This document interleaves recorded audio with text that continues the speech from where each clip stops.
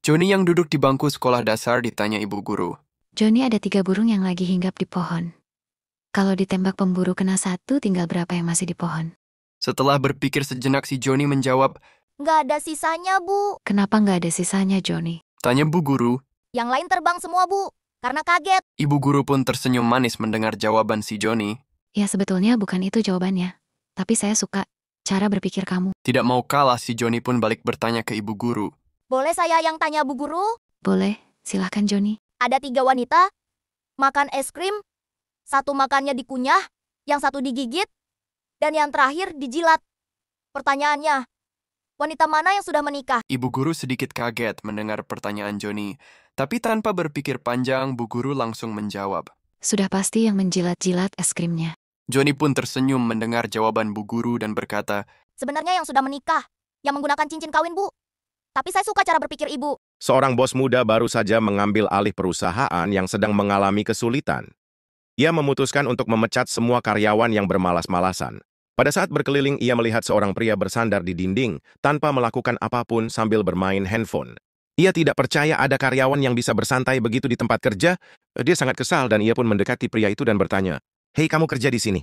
Pria itu dengan santai menjawab, "Saya cuma nunggu. Berapa gaji kamu sebulan?" Tanya bos itu dengan nada tegas. 2 juta, jawab pria tersebut. Tanpa berpikir panjang, si bos mengeluarkan uang cash sebesar 6 juta dan menyerahkannya sambil berkata, "Ini gaji kamu untuk 3 bulan, sekarang pergi dan jangan kembali lagi." Pria itu dengan santai memasukkan uang itu ke dalam sakunya dan langsung berlari pergi.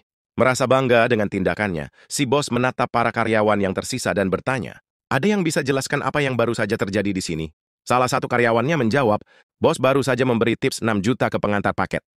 Seorang pria menelpon istrinya dari kantor bahwa ia akan pergi ke Pulau Lombok bersama bosnya dan beberapa teman-temannya untuk pergi memancing dan melakukan perjalanan bisnis untuk mendapatkan promosi jabatan yang selalu ia idam-idamkan selama seminggu. Dan ia menyuruh istrinya untuk menyiapkan baju-baju buat seminggu dan peralatan pancing, dan tidak lupa ia menyuruh untuk memasukkan piyama biru yang baru ia beli kemarin. Walaupun agak mencurigakan, tetapi sebagai istri yang baik, dia pun menuruti permintaan suaminya. Singkat cerita, seminggu berlalu dan suaminya pulang dengan sedikit lelah, tapi terlihat baik-baik saja. Sang istri menyambutnya pulang dan bertanya, "Gimana, dapat banyak ikan gak?" Suaminya menjawab, "Iya, aku nangkep banyak salmon dan beberapa ikan lainnya, tapi kenapa kamu nggak kemasin piyama biruku yang baru kayak yang aku minta?" Istrinya menjawab, "Udah kok, itu ada di dalam kotak pancingmu." Seorang penjahat kabur dari penjara setelah 20 tahun. Tiba-tiba ia masuk ke rumah random untuk cari uang dan senjata. Di dalam rumah itu dia ngelihat pasutri muda yang sedang berhubungan badan. Ia langsung nyuruh pria itu turun dari tempat tidur dan mengikatnya ke kursi. Kemudian dia mengikat istrinya ke tempat tidur dan mencium lehernya, lalu pergi ke kamar mandi. Saat tahanan itu di kamar mandi, suaminya bilang ke istrinya, dengar, orang ini narapidana yang kabur, lihat pakaiannya. Dia mungkin sudah lama enggak ketemu wanita selama bertahun-tahun. Dia tadi mencium lehermu kalau dia mau sesuatu darimu. Jangan melawan, ikuti saja perintahnya buat dia puas. Orang ini mungkin sangat berbahaya, kalau dia marah dia bisa menyakiti kita bahkan membunuh kita. Sabar ya sayang, I love you. Istrinya menjawab, dia enggak mencium leherku. Dia berbisik di telingaku. Dia bilang dia suka pria. Dia bilang punya kamu imut dan nanya apakah kita punya baby oil. Dan aku bilang itu ada di kamar mandi. Sabar ya sayang, I love you too. Seorang pria menelpon istrinya tetapi nomornya tidak aktif, lalu ia menelpon putrinya. Sang ayah bertanya, "Di mana mamamu?" Putrinya menjawab, "Dia di lantai atas bersama Om Joko." Sang ayah berkata, "Tapi kita tidak punya saudara yang bernama Joko, nak. Sedang apa mereka di atas?" Putrinya menjawab, "Saya nggak tahu, Pak." Dia kemudian meminta putrinya untuk naik ke lantai atas untuk memberitahu mamanya bahwa dia sudah di jalan pulang dan semenit lagi sampai. Kemudian putrinya bergegas kembali ke bawah mengambil telepon dan memberitahu ayahnya, "Papa, saat aku memberitahu mama, dia lari keluar dari kamarnya dan terjatuh ke bawah dan sekarang mama tidak merespon." Sang ayah bertanya, "Lalu bagaimana dengan Om Joko?" Putrinya menjawab, "Om Joko lompat dari jendela atas kolam renang, tapi kan papa mengosongkan kolam itu kemarin, dan sepertinya Om Joko meninggal saat melompat ke kolam itu." Sang ayah berkata, tapi kita kan tidak punya kolam renang." Dia melanjutkan, "Apakah ini nomor 7452?" Gadis itu menjawab, "Bukan, ini nomor 4752. Pria itu berkata, "Oh maaf, salah sambung." Seorang ayah dan anaknya berbincang sepulang sholat Jumat. "Nak, tadi kamu dengerin ceramahnya nggak?" "Dengerin dong ya. Sekarang ayah mau tanya, kamu sebagai anak kamu harus berbakti pada siapa?" "Mama." "Kemudian siapa lagi?" "Mama lagi." "Oke, selanjutnya siapa lagi?" "Mama lagi ya." "Bagus, habis itu siapa?" "Ayah." "Pintar anak ayah, jadi mamanya ada berapa tadi?" "Ada 3. Mama kamu sekarang ada berapa? 1, berarti kurang berapa? 2. Sip, nanti sampai rumah bilang sama mama ya. Sesampainya di rumah. Mama tadi kata ayah seharusnya, aku punya 3 mama, karena sekarang baru 1, jadi masih kurang 2. Nak, kamu tahu itu buah apa? Pisang, mah. Ada berapa pisangnya? 1, mah.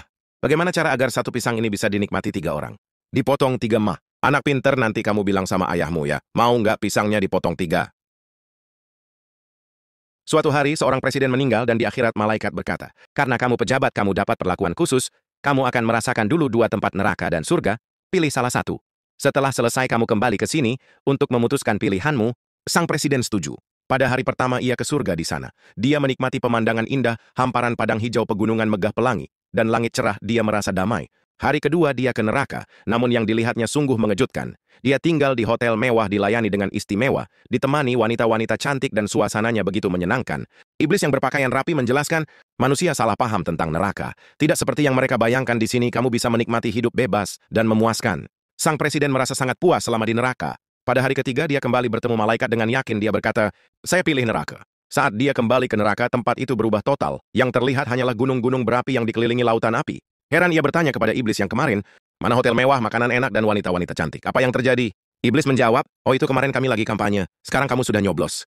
Suatu hari di sore hari Udin melewati suatu gang sempit yang agak gelap sewaktu hendak pulang ke rumah. Di dalam perjalanannya dia hampir menginjak kotoran kucing yang masih hangat tapi dia nggak yakin bener enggak benda yang dia lihat tuh kotoran atau bukan. Karena kepo Udin mengambil keputusan untuk mengamati dengan serius kotoran itu lebih dekat, lalu ia berkata, bentuknya mirip taik. Terus dia memegang kotoran itu lalu dia berkata lagi, teksturnya lembek mirip taik. Karena masih ragu, terus dia colek sedikit kotoran itu dan dicium-ciumnya, lalu dia berkata, baunya asam-asam menyengat.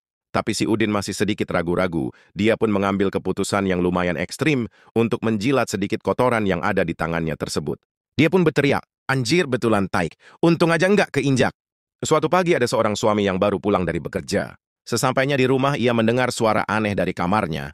Sontak ia terkejut, kemudian berlari ke atas dan melihat istrinya sedang telanjang di kasur penuh keringat dan ngos-ngosan. Kamu kenapa? Tanya sang suami. Aku terkena serangan jantung. Tolong aku, Pak. Jawab istrinya sambil berteriak. Sang suami kemudian lari lagi ke bawah untuk menelepon meminta bantuan 911. Ketika ia mulai menekan nomor anaknya yang baru berumur 8 tahun datang dan berkata, Papa, Om Agus bersembunyi di dalam kulkas dan dia nggak pakai baju. Mendengar itu sang suami refleks membanting telepon dan langsung berlari ke atas melewati istrinya yang berteriak-teriak. Ketika membuka pintu kulkas ternyata memang benar saudaranya Om Agus bersembunyi sambil telanjang bulat dan ketakutan di dalam kulkas. Tidak punya otak! Teriak sang suami. Istriku kena serangan jantung dan kamu malah lari telanjang nakutin anak kecil. Suatu hari Alex yang kebelet BAB masuk ke sebuah toilet umum, tapi tiba-tiba ia mendengar suara seorang pria dari toilet sebelah berkata, Hei, apa kabar? Alex sedikit syok dan tidak percaya karena seumur-umur baru ini dia diajak bicara di toilet umum. Dengan ragu dia menjawab, saya baik-baik saja kok. Lalu orang itu kembali berkata, kamu lagi ngapain di sini? Alex terdiam sejenak dan berpikir, ini sangat-sangat aneh, sumpah. Tapi dia mencoba berpikir positif dan menjawab, oh saya lagi liburan di kota ini. Saat itu Alex berpikir bagaimana caranya supaya ia keluar secepat mungkin dari situasi ini. Kemudian dia mendengar lagi orang itu berkata, aku boleh ke situ nggak? Alex yang mulai risih dan kesal berpikir, oke ini sudah kelewatan banget, orang ini pasti tidak normal. Lalu Alex berkata, tidak saya tidak punya waktu. Lalu Alex mendengar lagi orang itu berkata dengan sedikit berbisik, nanti aku telepon lagi ya. Di toilet sebelah ada orang aneh, dia selalu menjawab setiap kali aku berbicara. Seorang presiden membuat peraturan jika ada pejabat yang korupsi maka ia akan dimasukkan ke kandang anjing untuk disiksa dan dibunuh oleh 20 anjing-anjing ganas. Suatu hari ada seorang menteri yang korupsi, dan presiden pun memerintahkan agar menteri itu dilemparkan ke kandang anjing-anjingnya. Menteri berkata, selama 15 tahun saya setia dan bekerja dengan baik dan ini balasan Anda. Presiden tidak peduli. Menteri itu lalu memohon, beri saya waktu 1 minggu sebelum saya dihukum. Sang presiden setuju. Dalam seminggu ia menemui anjing-anjing tersebut dan mulai memberi makan, memandikan, dan merawat anjing-anjing itu dengan baik. Setelah seminggu berlalu, sang presiden memerintahkan agar menteri itu dilempar ke kandang anjing. Tapi yang terjadi di luar dugaan. Bukannya menyerang, anjing-anjing itu malah mengibaskan ekornya dan bermain bersama si menteri. Presiden bingung dan teriak, apa yang kau lakukan dengan anjing-anjing itu? Menteri lalu berkata, saya hanya merawat mereka seminggu, tapi mereka tidak melupakan kebaikan saya, sedangkan saya selama 15 tahun, dan Anda melupakan semuanya hanya karena satu kesalahan kecil. Presiden akhirnya sadar akan kesalahannya, lalu mengganti anjing-anjing itu dengan komodo.